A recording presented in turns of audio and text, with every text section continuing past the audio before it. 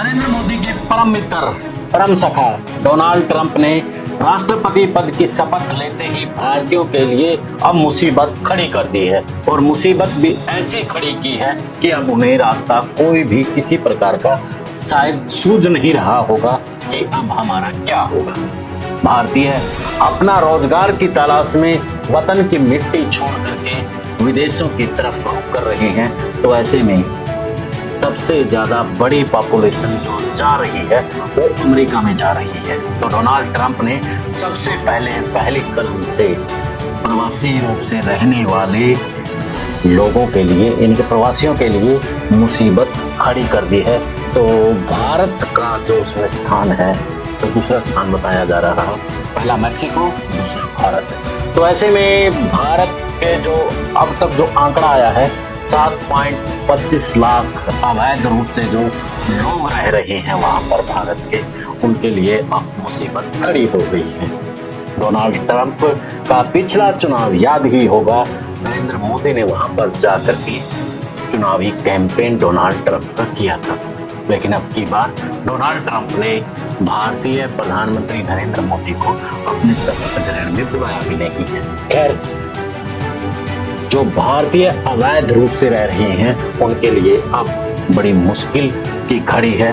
तो ऐसे में क्या कुछ रहेगा, क्या कुछ नहीं रहेगा, ये समय बताएगा। लेकिन हाल फिलहाल जो 7.25 के 7 लाख से ऊपर जो अवैध रूप से रह रहे हैं भारतीय अमेरिका में, तो उनको अब भारत में भेज दिया जाएगा। इसी पर चर्चा करेंगे।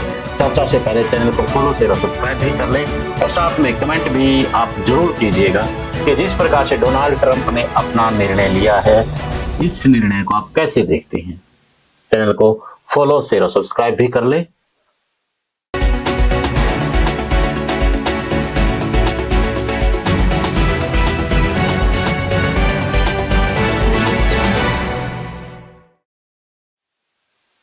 सभी को नमस्कार, राम राम। मैं कुलदीप खंडेलवाल, द विश्व प्रेम न्यूज।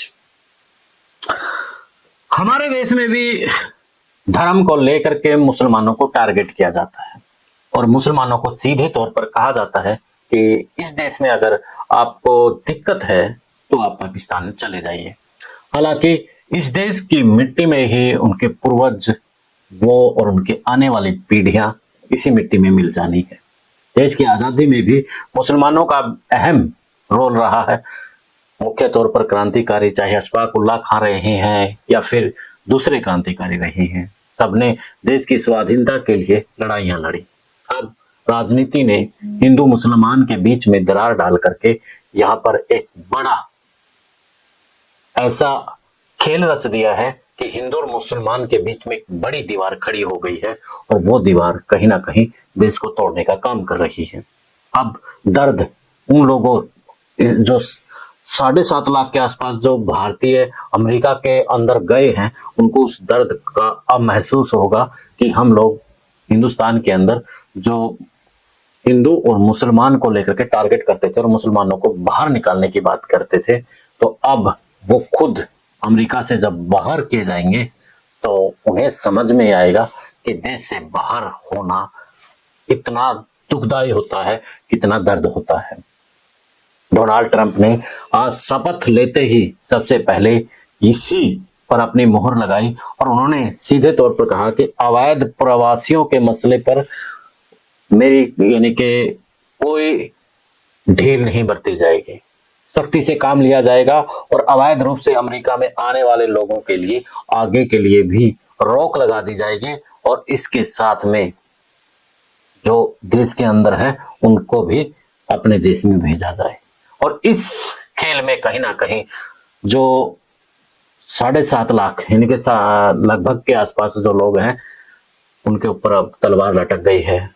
अब अपने देश में ही लीजिए, अगर रोजगार छीन जाता है, सरकारें रोजगार छीन लेती हैं तो उन्हें बड़ा मुश्किल होता है। अब वो तो बाहर गए हैं और आप ये मानिए कि 15-20 लाख रुपए लगा करके वो लोग गए हैं। जो डोंकी मार करके जाते हैं वो ज्यादातर ऐसे परिवारों के होते हैं, कोई अपनी जमीन बेचकर जाता है, जमीन जायदाद, तो कोई अपनी जमा पूंजी जो इकट्ठी थी उसको, यानी कि धनाढ़ परिवार तो वो डोंकी मारेगा नहीं।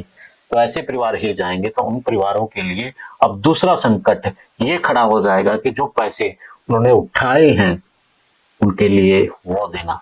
15 लाख का भी ब्याज अगर देखा जाए तो कितना होता है, बड़ी चिंता का विषय है इस वक्त देश के लिए। लेकिन समझने वाली बात यही है कि राजनीतिक लोग जो कहते हैं कि हिंदू मुसलमान को यहाँ से पाकिस्तान चले जाओ, मैं ये बात इसलिए कह रहा हूँ आज मित्रों कि ये बात पिछले 6-7 साल से हम हर दिन हर रोज सुन रहे हैं। और जो अब प्यू रिसर्च सेंटर का जो आंकलन है उसमें प्रवासियों की कुल संख्या 10 करोड़ और 10 लाख 10 करोड़ 10 लाख है। इसमें बाहर से आने वाले अवैध प्रवासियों की करीब संख्या 7,25,000 है। यह आंकलन का आधार साल 2022 के अमेरिकन कम्युनिटी सर्वे ने बनाया है, यानी कि तो 2022 का है। और अगर आप 24 तक के जाएंगे तो ये संख्या और भी ज्यादा बढ़ी पाएगी। तो डोनाल्ड ट्रंप ने बड़ी शक्ति दिखाई है इस मसले में। डोनाल्ड ट्रंप ने कहा है कि अमेरिकी, और जैसे मैं पहले बता चुका हूं कि मैक्सिको सीमा पर नेशनल इमरजेंसी घोषित की जाए, क्योंकि जो मैक्सिको है वो बॉर्डर लगता है, वहीं से जो डोंकी मारते हैं वहां तक पहुंचते हैं लाखों लोग। अब उनका क्या होगा, ये अब देश की सरकार के लिए भी बड़ी चिंता का विषय है और आम जनता के लिए भी बड़ा चिंता का विषय है।